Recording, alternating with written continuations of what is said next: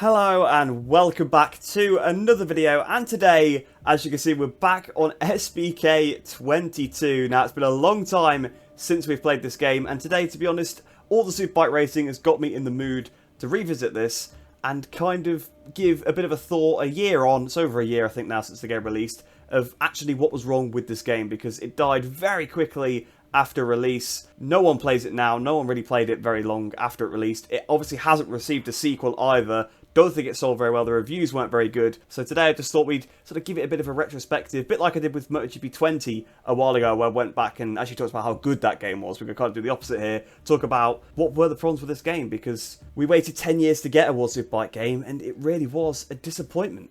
Now, one of the first things that sort of comes to mind is when you hop straight into the game, immediately the menu looks very, very familiar. It is pretty much an exact rip of MotoGP 21's menu. The only difference is that they have changed some of the pictures on the buttons. Those are the only changes that they actually have made to the menu. And initially that was a bit of a bad taste in people's mouths because they couldn't even bother to make a new menu for it. And it wasn't even like they repurposed the MotoGP menu of the current game. This game is SBK 22. It came out in 2022. And it came out towards the end of 2022. It sort of came out September time. So MotoGP 21 was a year and a half old at this point, and they still use the same menu. So I think that was immediately a bad sign. I mean, I know it's not a massive thing, it is only the menu, and at the end of the day, the menu was fine in MotoGP 21. There was no need to have to overhaul it. But just the fact that it was the same immediately did just kind of show that the game perhaps didn't have as much love as it deserved.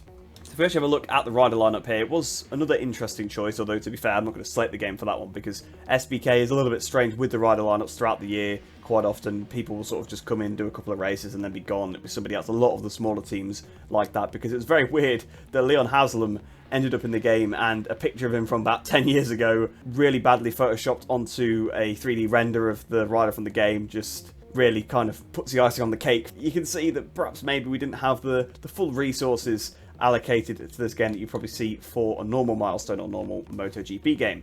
So I think what we're going to do, I think I'm just going to go into a race and just sort of play it and just kind of give it a bit more of an impression, because, you know, picking apart the menus is kind of a bit mean. But I just thought it was something that initially, especially for me, I don't know about other people, but for me that was initially a pretty bad taste in my mouth, that they couldn't even bother to sort of make a new menu style or anything. But if we look at the track selection that is available, I'll try and pick something that we didn't pick previously. So the last time I played this game, it was actually at Portimao. And usually I'd probably go with Portimao because that's obviously where they were racing in real life this weekend. But I think what I actually might do, I might actually go for Donington Park, because that's where the British Superbikes are racing this weekend. And it's a circuit, again, that is not played that often. Well, actually, I do play Donington Park quite a lot, so tell you what, we'll go Magny-Cours, because that's a track that isn't played that often. It's not really in any other games, and yeah, it's not one that I do pick a lot. So we'll go to Magny-Cours. So without any further ado then, let's head down to the track and get straight into the racing. So here we are then, down on the grid at Magny-Cours, and the reason why I wanted to just try and get into a race as quickly as possible is because whilst it's fun to sort of make fun of the menus and say that that kind of area of the game was a bit sort of put together quickly and a bit of a cash grab, ultimately, it doesn't matter that much, right? It is a menu, it's not that important. But where the game sort of fell apart were the physics and the AI. Now, if you do remember when we did play the game, or if you didn't know, I guess we can just recover it anyway, the AI were very, very slow on the straights, but absolutely ridiculous in the corners. They were so fast, it was unbelievable. They could take so much time out of the player in the corners. Some tracks it was worse than others, some tracks they were just woeful everywhere and they were really, really slow. So it made the AI actually quite difficult to beat, but not for a good reason, because basically you just gain about a second on them on the start-finish straight, and then they probably pull a second and a half in the corners around the rest of the lap. So it was, yeah, that's what kind of ruined the game for me, and I think a lot of other people as well. You can say that it's very similar to the MotoGP game all you want, but ultimately, if the game is still good, people do forget that kind of thing. So that's probably one of the reasons why it was disliked so much. But when we head into this race, have a look at this cutscene here as well. You hear that absolute silence. Now, we have these cutscenes in the MotoGP game. Of course, they usually have the commentator talking over it. But here, there is no commentator, which, again, is fine enough. But they don't even put any... Oh, wow. Okay, that was a bit silly. That was my fault. But I'll finish my point, and then we will actually restart the race. I've just done a jump start and picked up on that penalty. Well, a double on that penalty. But they could at least have the AI revving the engines, right? Like, it seems a bit silly to not have the AI revving the engines and just having the cutscene being complete silence. It just doesn't make any sense to me. So yeah, I had an absolute brain fart there, just didn't hold the clutch in for some reason. But here we are, then the lights are on, waiting for them to go here at Magny-Cours. Lights out, and away we go. We've had a pretty decent start, although Ponson and Haslam have got away from us. And as we go into turn 1, we've dive-bombed up the inside of quite a few riders. That's put us up into P17 just behind Philip Ertl. And running a little bit wide there. Siren at the inside, Tamburini at the inside, Myers at the inside. So again, you can see they can just hold such a tight line compared to the player. And one thing I haven't mentioned yet is something we're going to experience at the end of the straight. So here you can see the AI going very slow down the start-finish straight. Not the start-finish straight, sorry, this back straight. But the brakes were absolutely woeful. I mean, look how early I braked. I've just gone straight to the side of Lavity. I'm sort of stuck on Lavity. The rear has stepped out, and I can no longer actually turn the bike. And that was awful. If we actually go back and have a rewind to have a look at that one. Again, this was another reason why people really didn't like this game, was that the braking performance was just slowed down so much. And I've got a bit of a theory on this one. I think that the bikes was too fast to be realistic for Superbike. So what they did was they just made the brakes worse to try and slow down the lap times. And I've braked quite late there, admittedly, but I've braked. Let's have a look. 200. I think I'm already on the brakes here. So if we look actually, yeah. So I started braking here, which is probably about 250 meters before the corner, and I've braked the whole time. And then the traction has broken here. The rear end has stepped out. This, again, was another reason why I hated the physics on this game. And to be fair, I have just clattered into the side of poor Lavity. But the bike just slides for some reason. I don't know why, but the rear just breaks so much traction. For the physics, for me, the brakes and the fact that the rear traction would just slide like that for no reason is what made the physics absolutely unrideable for me, personally. Some people could get along with it. I just could not. And it just gets worse as you get closer to the corner. You can see I'm hitting AI out of the way here. And if you've watched my videos before, you know, generally, I don't hit the AI out of the way on a game where the physics are sort of somewhat decent. Even the MotoGP games, themselves are much better than the World Superbike game in terms of physics. And it's much easier to control the bike. But they've just made some very weird decisions with this game. And obviously the AI being slow on the straights, one of them. The back brakes, another one. And the rear just braking traction for no reason was the third. So that's 3 reasons, really, and 3 pretty fundamental things. And if the bike doesn't feel good to ride, then you don't really got a racing game. And if the AI aren't fun to race, you really haven't got a single player experience either. And I know I'm riding terribly. Okay, that was oh, the curbs! I remember the curbs, yeah. That's something I completely forgot. You can see it's been like a year since I played the game. But the curbs were terrible. I mean, to be fair, I think I have just high-sided there, but the fact that it was on a curb kind of reminded me of, at some tracks, the curbs are awful. In fact, we have to go to Most after this, right? And try the curb, especially the exit curb out the last corner, because it was absolutely terrible. It just flung you in the air for absolutely no reason. I don't want this to be just a video of me just slating the game particularly, but I'm just trying to sort of look at what did people dislike about this game. And let's be honest, there's a reason there's no SBK 23, and that is just woeful. The bike just didn't turn at all.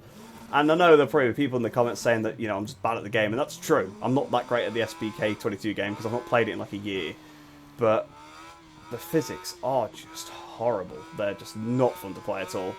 So I've headed to Most now then. As I said, I want to check out the curbs, and I'm not playing as Ray this time. I'm actually playing as somebody else just to give another bike a chance. I'm actually on the Ducati, the best bike, so that we can kind of conclusively prove it's not just the Kawasaki. But you can see how much I am struggling here, that just the physics are very, very strange on this game. Really weird, because it's not like MotoGP 21 or like MotoGP 22 particularly. I think I remember at the time when I played this game, I was like, oh, it's just like MotoGP 21. And I feel like it's an exaggerated version of the things I didn't like about that game. But actually, I have recently played MotoGP 21, and it actually doesn't feel much like this game at all, to be fair. But I think ultimately the problem just comes down to the fact that there's no braking performance on the bike, and that just makes you enter the corners way too fast. And again, you can sit there and say brake earlier, but if you brake with the AI brake, you just can't make the corners. You have to brake earlier than the AI, or sometimes you can brake a little bit later than them. It does depend on the corner. It's not always the same. But it's just so strange. I just don't understand the decisions made in this game. I know that this was kind of a video like, oh, why is it a flop? And I guess this is just why. Just they made some strange decisions. Clearly didn't put the time and attention into it. Clearly didn't test the game very well. Because actually, another thing I do want to mention, whilst I'm just going to ride around here a little bit and Most. I have turned the AI down, by the way, slightly. But again, this is a prime example of how slow they go on the straight, because that was a run into turn 1. And actually this time, I was about to say I didn't brake too late, but I guess I did. But even still, I passed half the grid, really, before I even got to turn 1. It was ridiculous. But yeah, another thing I did want to mention was, if you remember when the game came out, the races didn't even work properly in career mode. the races were actually, you won a race based on the fastest lap. The only race of the weekend that worked was race 2 of the weekend, which is actually the third race. The second full-length race, that was the only one that actually worked like a race. The other ones, you were done on the fastest lap. And you just saw I touched that curb there, and it did fling me up in the air. I think I'm on, I don't know what AI level I've put them down to. I think I might put them down to 90 here. Whoa! Did you see that on the curb as well? So, you can see why I've come to Most, because the curbs were absolutely horrendous. Yeah, we're running a pretty low AI difficulty here. I know I'm not riding the best, but it's just, the bike fights you all the time. Again, you can see, I suppose you can't see my inputs, you don't know exactly what I'm doing, you don't know what I expect the bike to do, so there is a bit of difficulty with that one, but the bike just breaks traction at the most random points. On the throttle, it's fine, because I can admit that maybe I'm being a bit aggressive on the throttle. But when we're in the mid-corner or we're trying to slow down, it is ridiculous. And what was that noise as well? When we touch someone, it sounds like broken glass. Very, very weird. And again, actually playing this is bringing back some of the memories, because again, like I said, I've not played the game for like a whole year. I've just come back to it to see why was it so bad, because I just remember really disliking it. And obviously, like I said, it's a completely dead game. No one plays it anymore. I know obviously it is a year old, so that could be part of the reason why, because people move on to the next thing like MotoGP 23 and Ride 5, of course. But even before that, within a couple of months of the game, in fact, not even, within a month of the game being out, the game was not played anymore by anybody, and we can see why. And it's a shame, because like I said at the start of the video, it's been 10 years since we got a World Superbike game, SBK Generations from 2012, and then we had to wait all the way up to SBK 22, and this is what we got. It was a disappointment. We got a sort of a copy-paste of MotoGP 21, but changed in such a strange way that made it worse in every aspect. Oh! Okay, yeah, again, this is why I came to Most, because of the curbs. What was that? I mean, I know I'm taking the mick a little bit by running that much curb, but look at the bike. It just lifts vertically. Why did I... Because I've not even dipped off the edge of the curb. I'm just riding the curb, and then all of a sudden it's just flung me up in the air. I mean, again, I can admit that in that instance, yeah, you probably shouldn't be able to ride that curb, but it probably shouldn't behave in that way, and I've just done the same thing again. But I'm going to actually ride on the curb at the exit of the last corner this lap, I think, just to kind of show you a little bit about what I meant, because I do remember that Most was absolutely terrible, and again, the rear is just stepping out. It just loses grip, and I don't know why they decided to make the bikes handle this way. All I can think is that they tried to slow them down. And if we go, see, there you go, that is the curb out the last corner. We'll do it again on the next lap, don't worry about that at all. And down towards turn 1 once again, easily overtaking Oliver Koenig. You can argue that, I guess we are on the Ducati, so we should overtake Koenig. But again, on the brakes, he kind of pushed us a little bit. And that did put us wide, and that's allowed him and Nazani through. Forgot that Nazani was in World Superbikes. I always think of him as being in Moto2 these days, but so he was in World Superbikes. But then look at that! Around, I know that's a corner, but effectively it's a straight because it's flat out. How slow they go. And I feel like the reason some of these decisions were made were just to slow the bikes down to make them more superbike speed. And actually, it is worth noting that recently I've been in conversation, and there was someone actually managed to figure out why they were so slow in this game, and they have actually managed to fix it in a mod, which hopefully could be released soon. It's basically a multiplier. They're just set to like 80% speed, and that's why. And you know what? It makes sense. They're just going like 80% of the top speed of the bike. So it just, again, shows that clearly the game was not tested properly, because, again, like I was saying before, about the races not working, that was kind of my point with that one, was that the game clearly wasn't tested, because you'd find that immediately. I know in the single player it did work, but in career mode it didn't. Not sure why they'd be handled differently, but there you go. But it just shows it was just a cash grab. It was a copy-paste of the MotoGP game, just kind of bodged to make it a Superbike game. There's lots of MotoGP references in the game files and things like that, for example. And it's just a shame. It really is a shame, because World Superbike is a fantastic series, and it'd be great to have a good game. You know, even if it was based on Ride 4 or something, for example, it would have been an improvement. And again, you see over that curb, I'm going to use a rewind just because I want to be able to ride the curb for longer. That's what I want to try and do here, just to show my point about the curbs again. And we're going to ride it. Actually, that wasn't too bad. That, to be fair, that was okay, but I guess I wasn't on it very much. If we try and go a little bit wider on the curb. Yeah, there you go again. It's like the hitboxes on the curb are just broken. I don't know why they fling you up so much. It is just absolutely terrible.